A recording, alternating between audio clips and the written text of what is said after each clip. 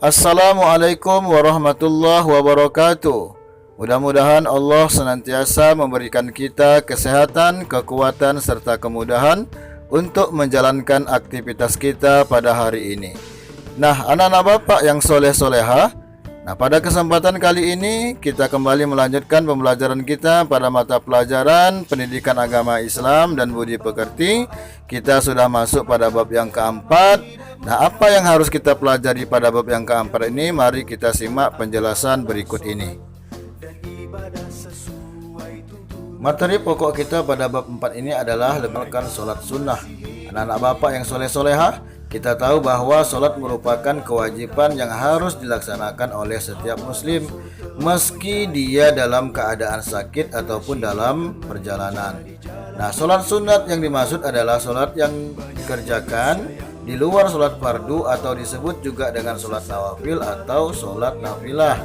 Mengerjakannya berpahala.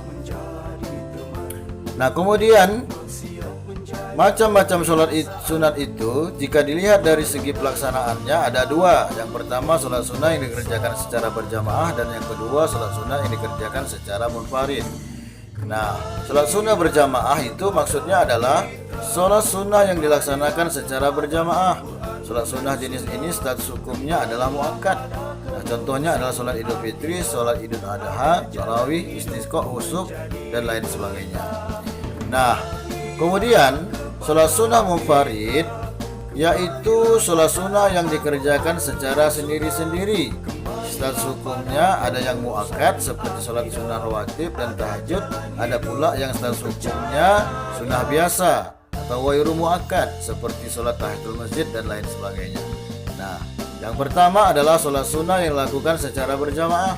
Adapun sholat sunnah yang dilakukan secara berjamaah itu sebagai berikut. Yang pertama adalah sholat Idul Fitri, sholat Idul Adha, sholat kusuf atau sholat gerhana matahari, sholat khusuf atau gerhana bulan, dan sholat istisqa, sholat minta hujan. Kemudian sholat Idul Fitri. Sholat Idul Fitri adalah sholat sunnah yang 2 rakaat yang dilaksanakan pada hari raya Idul Fitri pada setiap tanggal 1 Syawal setelah melaksanakan puasa Ramadan selama 1 bulan. Untuk pelaksanaannya adalah sholat Idul Fitri sesudah terbit matahari pagi hari pada tanggal 1 Syawal.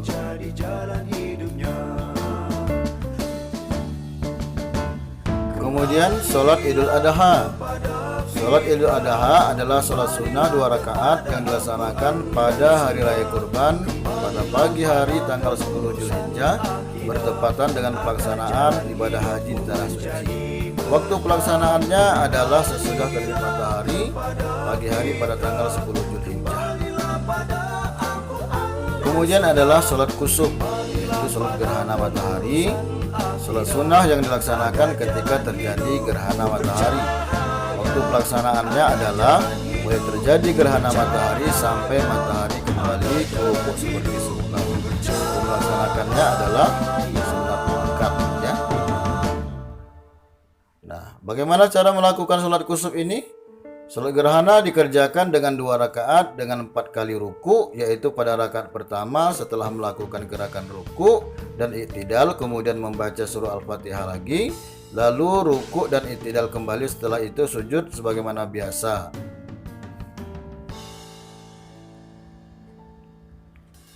Nah, kemudian yang berikutnya adalah sholat khusuf, yaitu gerhana bulan. Sholat sunnah yang dilaksanakan ketika terjadi gerhana bulan. Waktu pelaksanaannya adalah mulai terjadi gerhana bulan sampai bulan kembali utuh seperti semula. Hukum melaksanakannya juga sunnah muakkad. Nah, bagaimana cara melakukan sholat khusuf ini?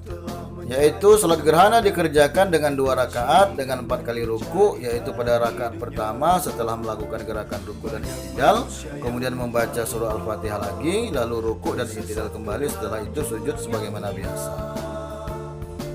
Berikutnya adalah sholat istisqa, yaitu sholat memohon hujan. Sholat sunat istisqa ini sholat sunnah yang dikerjakan bertujuan untuk meminta atau memohon diturunkan hujan. Setelah terjadi kemarau yang berkepanjangan, maka kita disunahkan untuk melaksanakan sholat istisqa. Bagaimana tata cara pelaksanaannya? Ini sama halnya dengan tata cara sholat id. namun khatib mengganti lafaz takbir dengan memperbanyak istighfar. Kemudian ini dia yang kedua, sholat sunnah munfarid atau sholat sunnah yang dikerjakan secara sendiri-sendiri. Nah, di antaranya adalah sholat sunnah rawatib, kemudian sholat sunnah tahiyatul masjid, sholat sunnah istikharah, dan lain sebagainya. Sholat sunnah rawatib berasal dari kata rotibah yang artinya tetap, menyertai, atau terus-menerus. Sholat sunnah rawatib adalah sholat yang dikerjakan menyertai atau mengiri sholat fardu baik sebelum maupun sesudahnya. Ditinjau dari segi hukumnya, sholat rawatib ini dibagi menjadi dua bagian. Yang pertama sholat sunnah rawatib muakkadah dan sholat sunnah rawatib ghairu muakkadah. Sholat rawatib muakkadah adalah sholat rawatib yang sangat dianjurkan. Adapun yang merupakan sholat sunat rawatib muakkadah ini adalah yang pertama 2 rakaat sebelum sholat zuhur, 2 rakaat sesudah sholat zuhur, 2 rakaat sesudah sholat maghrib, 2 rakaat sesudah sholat isya, 2 rakaat sebelum subuh.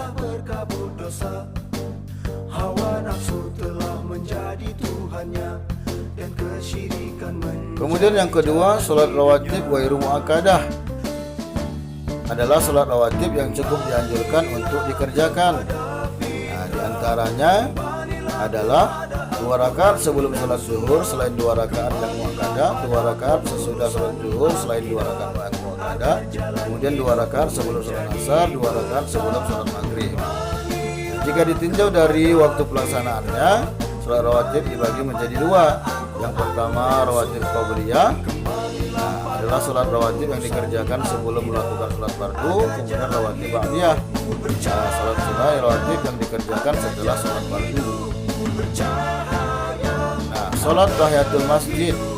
Sholat tahiyatul masjid adalah sholat yang dilakukan ketika masuk ke dalam masjid sebelum duduk dengan tujuan untuk menghormati masjid.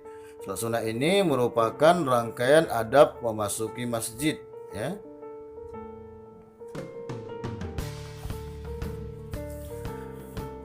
Nah, cara melaksanakan sholat tahiyatul masjid ini, yang pertama membaca niat, ya. Kemudian yang kedua, setelah berniat dilanjutkan dengan takbiratul ihram, membaca doa iftitah, surah Al-Fatihah, dan seterusnya hingga salam. Nah, selanjutnya adalah sholat istikharah. Nah, sholat sunnah 2 rakaat yang dikerjakan untuk memohon atau meminta petunjuk kepada Allah terhadap sesuatu yang diantara 2 pilihan yang masih diragukan untuk memperoleh suatu keputusan baik kepentingan pribadi maupun kepentingan umum. Nah, sholat istikharah hukumnya adalah sunat muakkadah bagi orang yang sedang membutuhkan untuk menentukan pilihan. Nah, niat sholat istikharah, nah ini perlu kita menghafalnya, ya. Usolli sunatal istikharah rakaataini lillahi ta'ala. Nah, ada pula sholat sunnah yang boleh dikerjakan secara berjamaah dan boleh juga dikerjakan secara munfarid, ya. Nah, diantaranya adalah yang pertama sholat tarawih, kemudian sholat witir, sholat duha, sholat tahajud, dan sholat tasbih. Nah, sholat tarawih adalah sholat sunnah yang dilakukan khusus hanya pada malam hari di bulan Ramadan, dilaksanakan setelah sholat isya sampai waktu fajar. Nah, sholat tarawih ini dapat dilaksanakan 8, 20, dan ada beberapa pendapat ulama tentang jumlah rakaat. Melaksanakannya adalah sunnah muakkad, ya. Niat sholat tarawih itu usolli sunat tarawih rakaataini makmuman atau imaman lillahi ta'ala.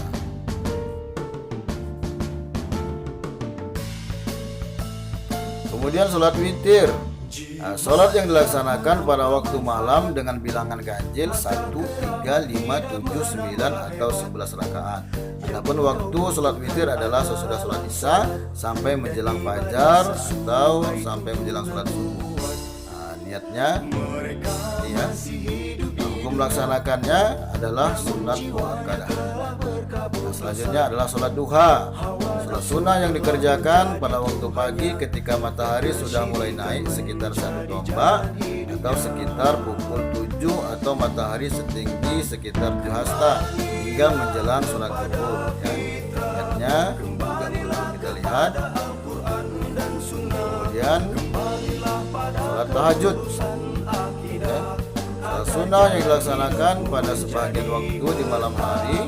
Sholat tahajud termasuk bagian dari qiyamul lail yang langsung diperintahkan oleh Allah Subhanahu wa taala. Niatnya adalah suri sunat tahajud rakaat lillah.